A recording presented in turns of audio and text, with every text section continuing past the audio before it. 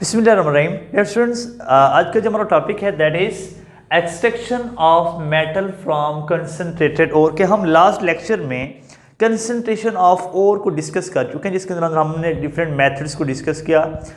उसके अंदर हमने डिस्कस किया ग्रेविटी सेपरेशन को, उसके अंदर हमने डिस्कस किया ट्रांसपोर्टेशन प्रोसेस को, उसके अंदर हमने डिस्कस किया इलेक्ट्रोमैग्नेटिक सेपरेशंस को। वो जो प्रोसेस थे, वो जो स्टेप्स थे, उनके अंदर हमने ओर को हासिल किया है। अब ओर में से हमने क्या करना है, मेटल को एक्सट्रैक्ट करना है। कैसे करेंगे? For that we use chemical reduction and electrolytic process. इन दो प्रोसेस के थ्रू हम क्या करते हैं, मेटल को एक्सट्रैक्ट करते हैं फ्रॉम ओर। तो फर्स्ट ऑफ ऑल अगर हम केमिकल रिडक्शन की बात करते हैं तो केमिकल रिडक्शन जो है वो हम डिफरेंट तरीकों से करते हैं। फर्स्ट ऑफ ऑल हम क्या करते हैं, रोस्टिंग करते हैं। What is mean by roasting?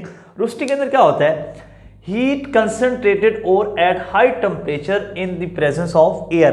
कि रोस्टिंग के अंदर हम क्या करते हैं कि एक ओर लेते हैं, हम कह देते हैं कि हमारे पास एक अपरेटस है, इसके अंदर हमने ये ओर ले लीजिए। इस ओर को हमने क्या करना है, हीट करना, बहुत ज़्यादा हीट करना है, बहुत हैवी टेम्परेचर पे इन द एयर, ऑक्सीजन की मौजूदगी में, O2 की मौजूदगी में हम क्या करेंगे, इसको हीट करेंगे। अब जब हम हीट करेंगे तो वो जो हमारी ओर है वो टूटना शुरू हो जाएगी, ब्रेक डाउन होना शुरू हो जाएगी, जिसकी वजह से उसका एक मिक्सचर बनेगा। फर्स्ट ऑफ ऑल अगर हम इसको एग्जांपल्स में लेके आए, हमारे पास ये एग्जांपल है जी चाल्कोपाइराइट। इसके अंदर हमारे पास ये ओर किसकी है, कॉपर की ओर है।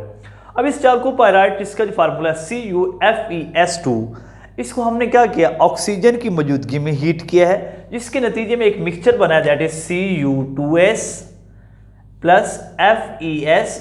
और जो हमारे पास यहाँ से जो सल्फर है ये ऑक्सीडाइज हो गया SO2 की फॉर्म में और ये गैस बन के यहाँ से उड़ जाता है। ठीक है, अब ये जो मिक्सचर है Cu2S प्लस FeS, ये सॉलिड फॉर्म में होते हैं दोनों, ये मिक्सचर की फॉर्म में वहाँ पे रहते हैं।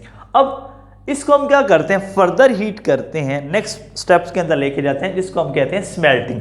स्मेल्टिंग के अंदर हम क्या करते हैं, फर्दर हीट करते हैं किसको, उस मिक्सचर को जो हमने रोस्टिंग के अंदर बनाया, उसको हम फर्दर हीट करते हैं in the presence of sand flux and Coke. Sand flux जो है SiO2, इसकी मौजूदगी में, और कोक जो है ये हमारे पास, उसको अच्छे तरीके से जलाने के लिए हम क्या करते हैं, यूज़ करते हैं।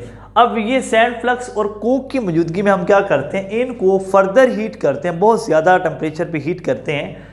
अब ये जो काम हो रहा होता है ये ब्लास्ट फर्नेस के अंदर हो रहा है, कि ऐसी फर्नेस जहाँ पे बहुत ज़्यादा हीट होती है। वो हीट क्यों होती है, बिकॉज कि अगर आप देखें तो यहाँ पे ये जो कॉपर है, इस मिक्सचर के अंदर इम्प्योरिटीज़ हैं, ये सल्फर है, ये आयरन है, ये सल्फर है, ये इम्प्योरिटीज़ हैं, इनको हमने उनसे अलग करना है, इसलिए हम क्या करते हैं, इसको बहुत ज़्यादा हीट कर रहे होते हैं। अब ये जो प्रोसेस है ये हाईली एक्सोथर्मिक है। स्मेल्टिंग के अंदर जो हम हीट कर रहे होते हैं उसके अंदर बहुत ज़्यादा हीट प्रोड्यूस हो रही है। इस वजह से हम क्या करते हैं, जो कोक की मिकदार है, कोक क्योंकि ये भी उसको ब्रेक डाउन करने के लिए यूज़ किया जा रहा होता है, तो इसकी जो कंसंट्रेशन है, मिकदार है, वो हम लो यूज़ करते हैं, कम यूज़ करते हैं, बिकॉज कि पहले भी वहाँ से बहुत ज़्यादा हीट प्रोड्यूस हो रही है। अब इसका जो प्रोसेस है वो कैसे होता है, ये स्मेल्टिंग का जो प्रोसेस है, इसके अंदर जो हीट कर रहे हैं, इसके अंदर रिएक्शन कैसे होते हैं।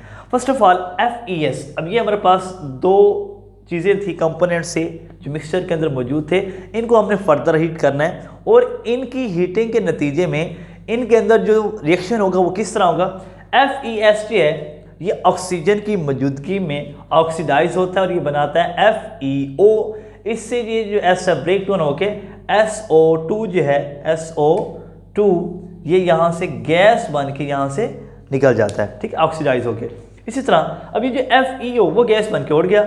FeO जो है ये उस सैंड फ्लक्स के साथ, जिसको हमने कहा SiO2, इसके साथ मिलके बनाता है FeSiO3, इसको हम कहते हैं आयरन सिलिकेट स्लैग।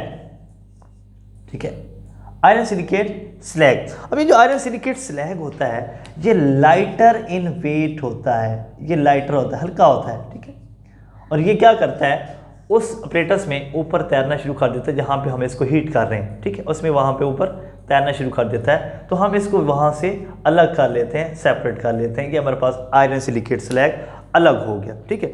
अब दूसरी तरफ अगर हम देखें तो हमारे पास जो सेकंड कंपोनेंट था उस मिक्सचर के अंदर वो था क्यूप्रस सल्फाइड। ये आयरन सल्फाइड था, ये क्यूप्रस सल्फाइड। अब क्यूप्रस सल्फाइड जो है ये ऑक्सीडाइज होता है ऑक्सीजन की मौजूदगी में, ये बनाता है Cu2O प्लस SO2। ये जो सल्फर है यहाँ से ये टूट के SO2 बना के गैस की फॉर्म यहाँ से उड़ जाती है।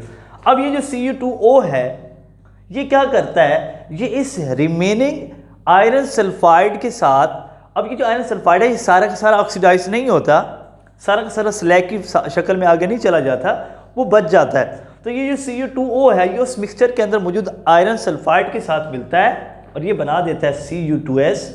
ये जो Cu2 ये इस S के साथ Cu2S प्लस FeO ये आयरन ऑक्साइड बना देते हैं।